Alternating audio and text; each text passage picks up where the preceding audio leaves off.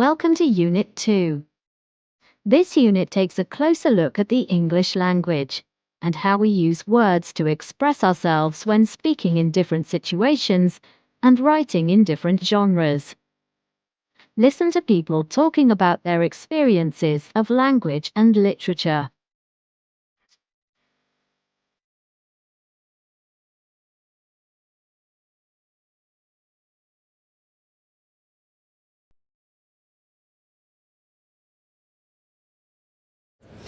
The last book I read was Useless Magic, which is lyrics and poetry by Florence Welch from Florence and the Machine. I just got it last week, and it mixes poetry, lyrics, some doodles that she made, and I thought it was very different from anything else I've read because you have this mixture of different ways of expressing oneself, and I thought it was very delicate and sensitive. I'm actually rereading Harry Potter right now, so. But it's in French. It is in French, but one of my favorites, so thought I'd try it in a different language this time. Great Expectations, 1984, Brave New World. Quite like dystopian future that I find them fascinating, but also, a bit of more upbeat. And I was reading a tiny bit of Machiavelli, that was it, The Prince. And I'm currently reading a novel by Jack Kerouac called On the Road. Roald Dahl is one of my favorite authors, and I read Matilda every year to my students.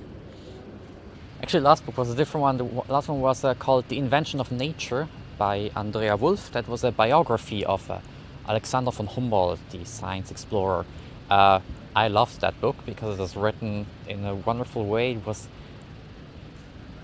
a wonderful description of his travels and his experiences, and describing it in a very colorful and vivid language, which I think is part of why I enjoyed it so much. Zadie Smith, White Teeth, and I'd heard of it, but I'd never actually read it. I didn't know what it was about. I had no idea at all, but I'm absolutely loving it. It's just incredibly funny. I think it's incredibly cleverly written. The White Teeth theme recurs every now and again in a most unexpected way, but the story, her characters, what happens to them, the way the plot develops, and you never quite know what's going to happen next, but it's absolutely wonderful, and it's a laugh out loud book. I'm reading Julia Navarro. I know it in Spanish, but in English I think it's Shoot Me, I'm Already Dead. It's very good. It's about Palestinian times and Jewish times as well, and how they're fighting against that, so it's really interesting. She's a great author. So I'm currently reading a book about Alexander von Humboldt and how he influenced Darwin and environmentalism in general. He's one of the first people to discover various climate regions in the world and the equator and a bunch of things.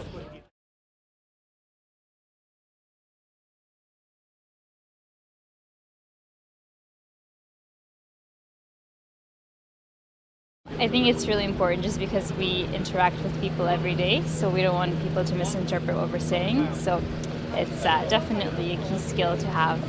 Oh, very important, for sure. Yeah, because we've kind of got away from proper English, a lot of slang terms. Yeah, it would be great for people to learn their language better. I don't know, sometimes people say, you have been living in England so much and you have studied in Cambridge and before that in the States, why don't you have a better accent? But I think it's really important to keep your own little accent and your own voice, and I think you can express that by messing up the grammar a little bit and making it more cute or, more friendly, I guess. Yeah. I do think it's important for people to use language correctly, but I also think that people express themselves in various ways, and so we ought to have a type of empathy towards that. And if people don't say precisely what they mean, but they convey well enough what they mean, I think that's acceptable. So. Well, I find that it's very important to communicate accurately, and I think that when people take the time to learn to speak accurately and to use words and phrases properly, then it's much easier to communicate and much more comfortable for everybody. It makes it much easier to understand when people are using the correct form because otherwise it becomes disjointed and not as understandable, easily understandable. I think it's very important if, especially in the workplace or, when you're networking, trying to meet new people. I think you present yourself better when you use correct language, I guess.